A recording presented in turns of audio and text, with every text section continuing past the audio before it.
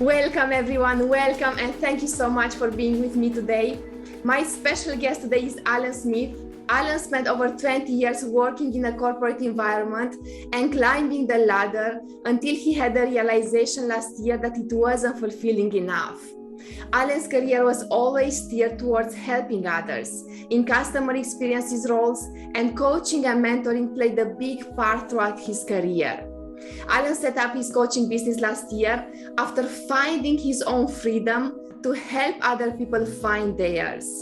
He's on a mission to help people understand what really makes them happy, free themselves from the social expectations placed upon us, and help them go after the things they really want.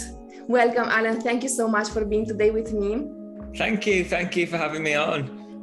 Tell us more about your story, what happened, and how you ended up thinking that coaching is actually something you were meant for. Yes, so I've spent, as you mentioned in there, I've spent so much of my life going after something and not knowing what it was that I really wanted. And it's something I'm hearing more and more from as I'm working with clients. But I think growing up, you kind of have these ingrained beliefs of what your life should be like, what you should go after. And I was one of those people. I grew up thinking that you kind of get a good job, earn the big money, get a nice car, buy a house, get married, a happy life, and it just didn't work for me. There was always something inside of me that wanted something else. I remember my brother said to me a few times over the years, "Why are you always going after something else? Why are you always changing something?" And I didn't actually know the answer. I didn't know what it was that made me do that. And I question sometimes, like, am I just going after something that doesn't exist? Is this just what life is for everybody? And I've got it in my head that there's more to life somewhere. And I was trying to find it, but I spent a long time doing that. Like you said, 20 years. And I just didn't know where I was going wrong. I kept going for different jobs. I kept going for promotions. Every time I got a promotion, I kind of thought maybe this one will be the one that gives me that feeling, that sense of satisfaction. And I never got it. I was married quite a few years ago. That didn't quite work out for me either. I had this realization, actually, I'm just following this kind of blueprint, this kind of life that everybody seems to work towards. And maybe that's just not right for me, and that's okay. And when I really thought about it and thought about kind of what I actually started with what makes me unhappy, because I just didn't know what happiness was going to look like for me. And it was this kind of corporate work style of these kind of, your days being blocked out in meetings and having my whole week taken away from me. I just used to live for the weekends. And I thought, actually, the money's not important to me. I want enough to live comfortably, but I'm not motivated by money. I'm not enjoying kind of the pressures that come with working in a corporate environment, and I didn't feel that my efforts were going to a greater good. I just felt like I was either lining somebody else's pockets or doing what someone else told me. And still having 20 plus years of work left inside of me. I just thought, I can't do this for another 20 years. I need to kind of break the habit and stop this somewhere. So then I really started looking at what is it that I want. I enjoy traveling. I enjoy working in a way that I can break my day up and go to the gym in the day or go for a run in the day and then pick back up. I know that I work better over a few hours of an intense period than just kind of the 9 to 5 typical routine. So I started looking at kind of what is it that gives me that warm feeling inside? What elements of my work have I enjoyed? And that was always very people focused. It was either supporting people in my teams that I worked with. I've done coaching as part of every job I've done for the last 10 to 15 years. Always really, really loved that. Loved supporting people to realize their own ambitions, despite me not doing it for myself. And coaching just seemed so obvious, despite me spending years searching. It was kind of one of those moments where I thought, why have I not why have I not thought of this before?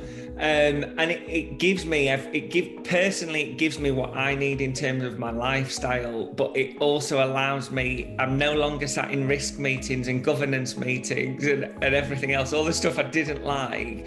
I get to just focus on the bit that I really am passionate about.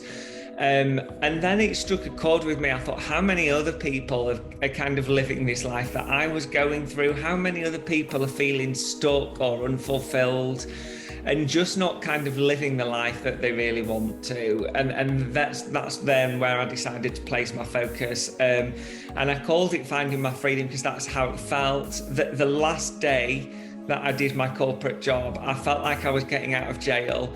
I remember driving out of the car park and these gates opened for the last time, and it felt like I was free. And that I still carry that feeling with me. So freedom is a very strong theme in terms of what I do, and I want to help other people kind of be able to be as happy as I feel like I am now. Thank you so much, Alan. I am very touched by your story because it's very similar to mine. And I did the same, actually, exactly the same pattern. I worked for 10 years, not 20.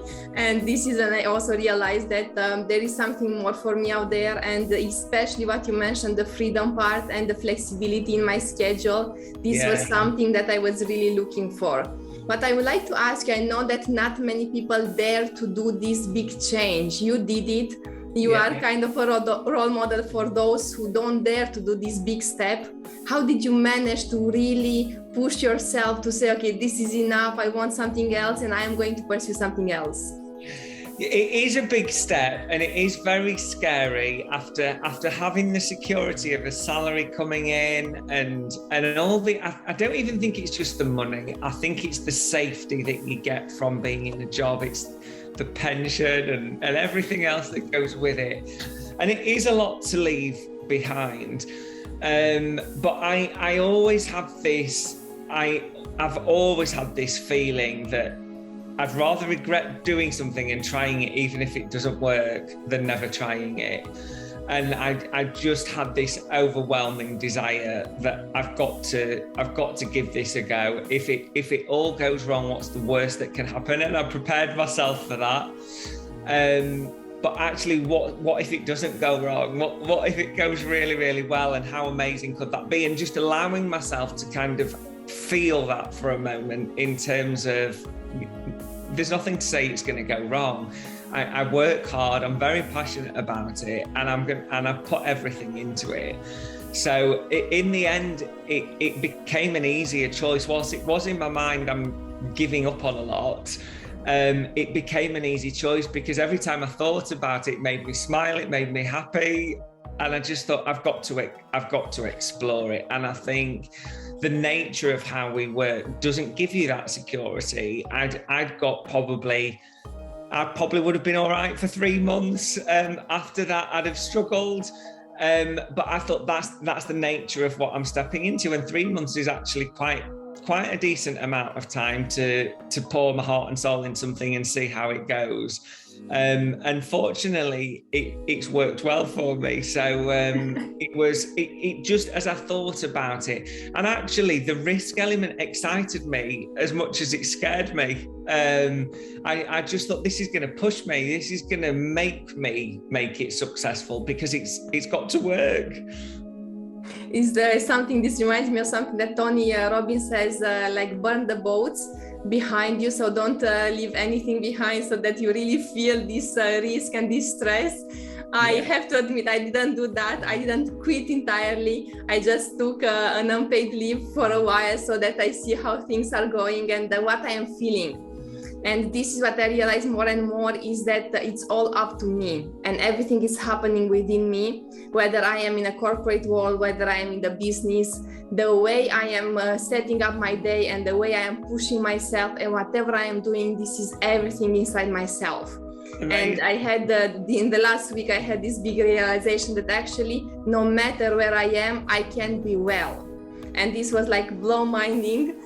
For me. I would like to ask you, how does your day look like today, and how does your life look like now after this big change? Yeah, it's completely different. And it's my day now. So for today, for example, obviously we've got our call, which is, I've started doing a couple of podcasts because I just really enjoy talking to other people and kind of sharing that message. I've got a couple of clients scattered across the day today. So a couple of them are working in corporate jobs, so they find it easier to do the evening. So I've got a couple in the evening, but I'll be going to the gym later this morning. I'll probably be going for a run early afternoon. I've got my clients. I've got a bit of prep to do in terms of some of my social media content and things like that. So it's a great day. I wake up every morning looking forward to the day ahead and what I've got in, and just the difference in the pattern of the day for me makes such a massive difference. Previously I'd have been on a work meeting by now, and I'd have been pretty much sat here until about 6-7 o'clock until I'd finished, and then finding kind of the motivation to do something for myself and have a bit of time for myself after that was always challenging. I really enjoy going to the gym, so I always did that. That was always kind of my time for myself. But just having that kind of control over your day, and I do feel like I shape my day now. I schedule it in the way that works for me and clients, obviously. It's not completely one-sided. But it just, every morning I just have a feeling of like looking forward to the day ahead. That's awesome. Thank you, Alan. I would like to ask you, what does it mean happiness for you? Because I know that it's such a big thing out there, and people are trying to find it. They are trying to feel fulfilled in their lives, and somehow they don't manage to reach that. What does it mean for you, and what would you advise your clients to do in order to reach that happiness? It's a really good question, because I actually think if you find it, you don't need anything else. For me, happiness is, I think you really have to look at what makes you happy and kind of forget what everyone else is doing around you, because that's the trap I fell into.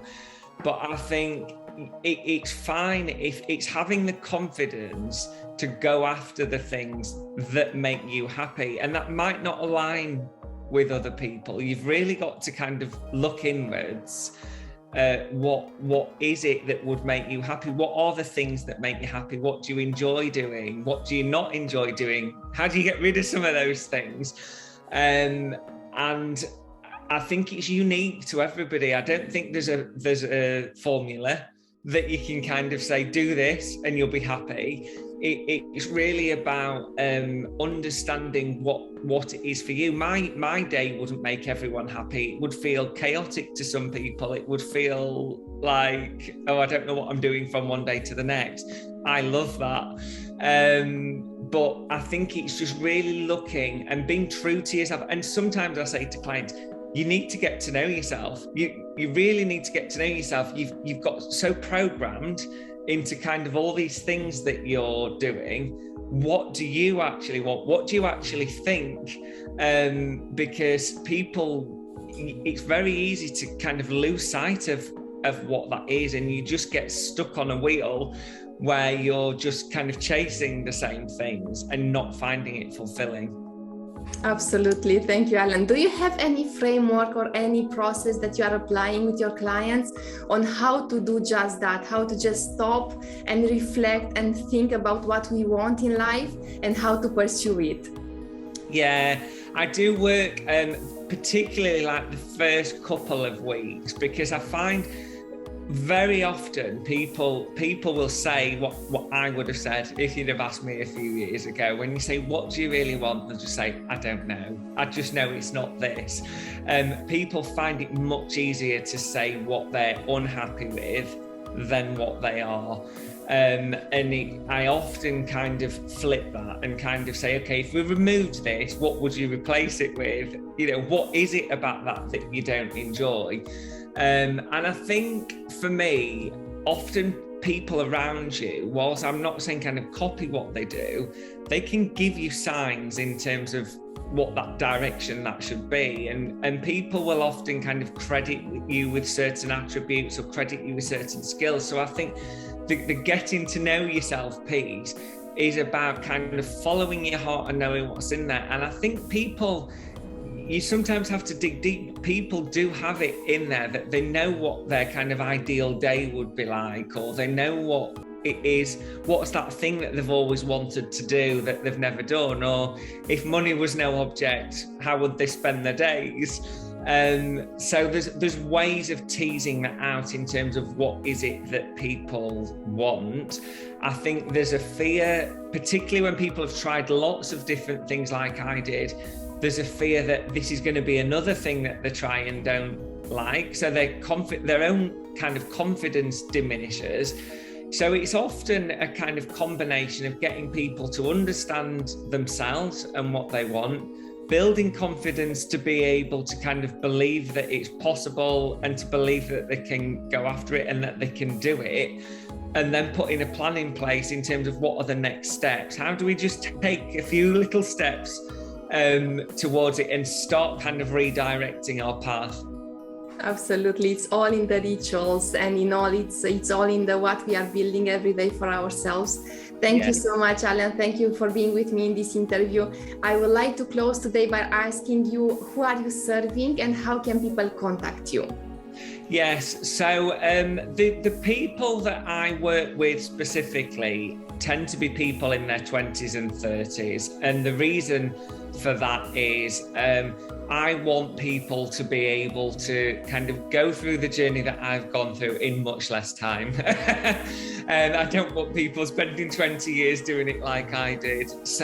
And I find that kind of around that age, that's when, particularly the 30 mark actually, that's when people really start questioning, is my life going in the way that it should be, which is not a word that I like, but that's when they start reflecting in terms of where things are going. I do have clients outside of that, but that's kind of where my focus is. And people can find me on Instagram. From social media, Instagram's probably where I'm most prominent, as the Freedom Coach on there. And then my website as well, I do a free kind of coaching call with people and things. Always happy to have a chat with people. So they can find me on my website, which is Freedom Coach. Awesome. Thank you so much, Alan. Thank you once again for being with me today and for teaching us so many valuable lessons, life lessons, I would say, which goes way beyond the business part and the career part. Thank you once again. Pleasure. It's been great chatting with you. And for those of you listening to us, stay connected because there is so much more to come.